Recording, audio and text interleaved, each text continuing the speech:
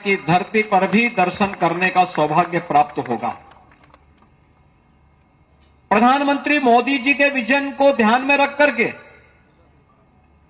हमारी सरकार ने जिस कार्यक्रम को आगे बढ़ाया, आज उसका परिणाम है कि महाकुंभ प्रयागराज में लगभग 51 करोड़ श्रद्धालुओं ने मां गंगा, मां यमुना और मां सरस्वती की त्रिवेणी में आस्था की पावन डुबकी लगा करके भारत की आस्था को भारत की एकता के संदेश के साथ जोड़ने का काम किया है। और यह संदेश कि जहां जाति का भेद नहीं, पाति का भेद नहीं, क्षेत्र का भेद नहीं, एक भारत श्रेष्ठ भारत की परिकल्पना को लेकर के हर हर गंगे का उद्घोष करते हुए, मां गंगा का आशीर्वाद लेते हुए हर श्रद्धालु देश के अलग अलग कोने से आकर के आस्था की डुबकी लगा रहा है।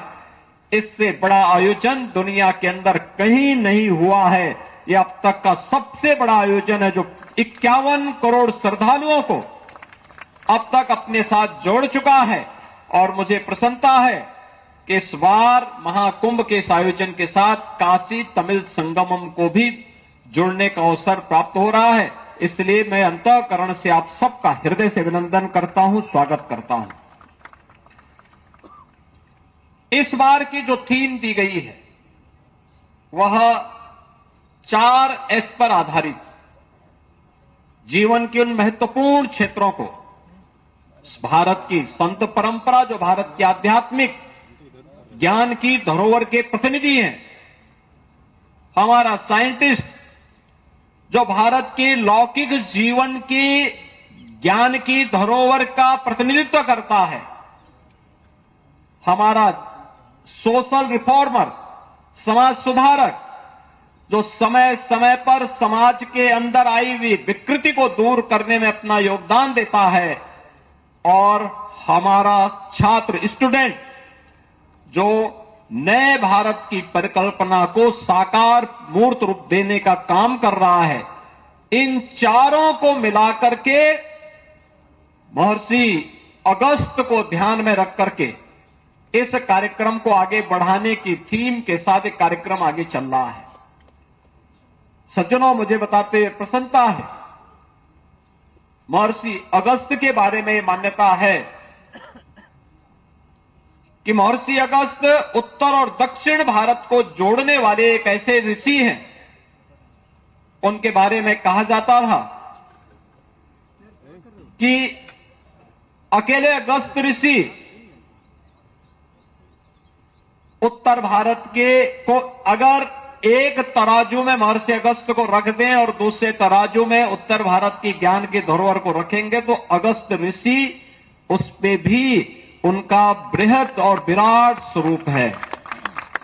भारत की ये 2 महत्वपूर्ण परंपराओं को काशी और तमिल के माध्यम से जोड़ने का, उत्तर से दक्षिण को जोड़ने का, संस्कृत और तमिल को आपस में जोड़ने का एक सशक्त माध्यम महर्षि अगस्त भी रहे हैं। और हजारों वर्ष पहले उत्तर से जाकर के पूरे दक्षिण भारत में इस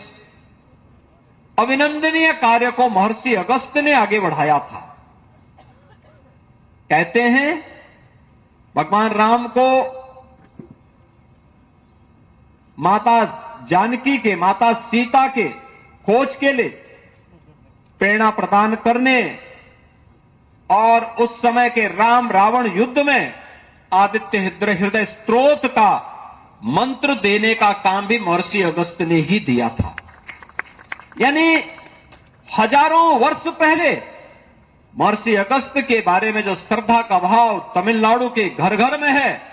वही श्रद्धा का भाव काशी में भी है, वही उत्तराखंड में भी है। उत्तराखंड में तो एक स्थल का नाम ही अगस्त ऋषि, अगस्त के नाम पर है, अगस्त मुनि के नाम पर है। यहां पर कई मंदिर अगस्त ऋषि से जुड़े हुए हैं। अनेक ऐसे उदाहरण हैं जो आज भी हमें एक नई प्रेरणा प्रदान कर रहे हैं। और इस अवसर पर जब हम लोग आज इस कार्यक्रम के साथ जुड़े हुए हैं, मुझे बताते हुए प्रसन्नता है कि जो अलग अलग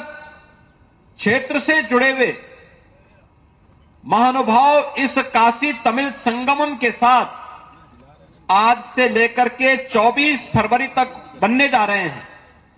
उन्हें काशी के भी दर्शन करने के अवसर प्राप्त होंगे। प्रयागराज में भी, त्रिवेणी में आस्था की डुबकी लगाने का, महास्नान का भागीदार बनने का अवसर प्राप्त होगा और अयोध्या में भी रामलला के दर्शन